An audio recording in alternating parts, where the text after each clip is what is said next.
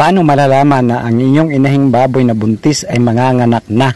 Una, syempre, pag dumating na po ang kanyang due date na mayroon na siyang 3 months, 3 weeks, at 3 days.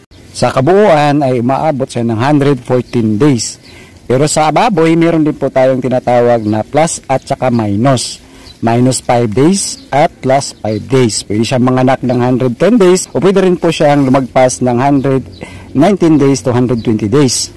At unang-una po natin sisilipin ay ang kaniyang mga suso. Kapag may malakas ng lumabas na gatas, ayan po ay sinyalis na talaga na manganganak na ang iyong inahing baboy. Susunod natin titingnan ay yung kanyang mga pupo. Kung makikita nyo po mga bilog-bilog na ang kanyang mga pupo, isa din po yan sa sinyalis na siya po ay magli-labor na o manganganak na.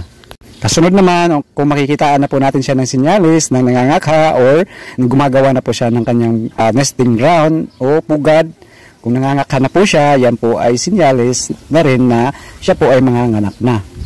At makikitaan din po natin siya kapag siya po ay manganganak na ng paghahabol ng kanyang hininga o hindi na normal ang paghinga ng ating mga buntis na inahing baboy. At ang panghuli, kung makikitaan nyo na po ng mga maliliit na dumi sa kanyang vulva, yan po talaga ang pinaka-sinyalis na siya po ay maglalabas na ng kanyang mga biik.